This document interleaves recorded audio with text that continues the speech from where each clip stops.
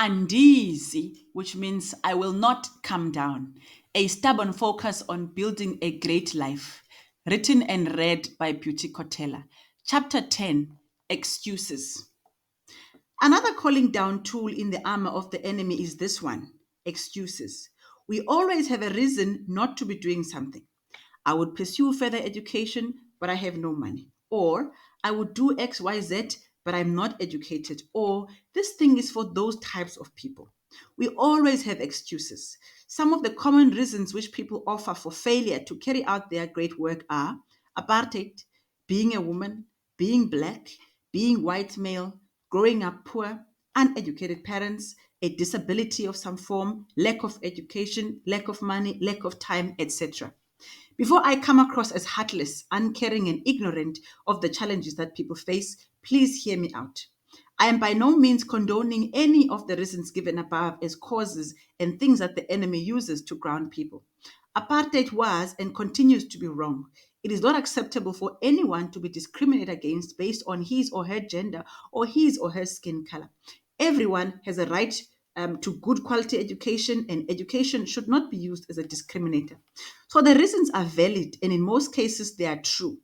But I'm saying that the enemy also knows this and is highly focused on his grand project of stopping you from building. He will use each and every one of those reasons to bring you down to your knees. But not only that, because these reasons are valid, and if you are not careful, he will then give you false security and a false comfort of being able to explain your failure to build your life using the misfortunes that befell you. Let me exemplify and use a misfortune that I'm way too familiar with: poverty. Poverty is unfair, poverty is unjust, and it is bordering on being a crime for people to go to bed hungry. This is especially true in a world where there is a lot of bounty. On top of that, it is difficult to think, it is difficult to build on an empty stomach. It is therefore highly understandable that one who has had the misfortune of poverty would find it difficult to start and continue to pursue the great project of building their life.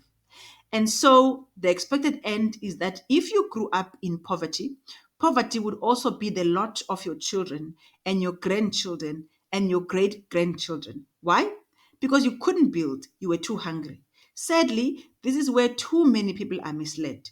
This is where too many people are grounded, where the enemy brings about not only the misfortune and all its consequences, but also furnishes you with a valid excuse to stay in the misfortune. When he does that, he is true to his mission to kill, steal, and destroy. He wins twice. And if you do not reject his paradigm, you lose twice. Final outcome, you are grounded. And the truth is that the excuses are often not false. But if you can find one person who managed to build their great project and they have had the same reason as you, whatever your reason is, then that reason has just become an excuse. Some of our excuses are: I am black, or black people in my company don't succeed. But if we can find one black person that does or that has succeeded despite their blackness, then you need to challenge your excuses, my friend. Perhaps the other reasons are: oh no, I'm a woman. My sister, some women have conditions worse than yours, but they are pushing. They are relentlessly building in spite of their being women. If you say it's because I'm black, of course you are black. So the excuse is true and it is valid. But the question is, how long are you going to hide behind your blackness? Do you think that God did not know that you were black? In other words, He made you, gave you life, and then oops, He just realized she's black. It turns out that she's black. Let's go and find a white person, a white man. No. When God has given you this task, when He gave you the holy discomfort, He knew you were black. He knew you were a woman. He knew you were single or uneducated, but He still calls you anyway. Stay focused on the project and less on what you are not or what you do not have, and carry on your great work. I'm inspired by a large number of people all around the world, from ordinary people to leaders and influencers from all walks of life. Whenever I get tempted to feel sorry for myself or to linger in my misfortune a little too long, I reflect on their stories and I am pepped up. Their being human, of course, means that their stories are not perfect. No human being is. But even if you feel down and are overwhelmed by your misfortunes, if you ever find your hands trembling and your eyes looking down, tempted to give in to Sanballat, take some time and read their stories.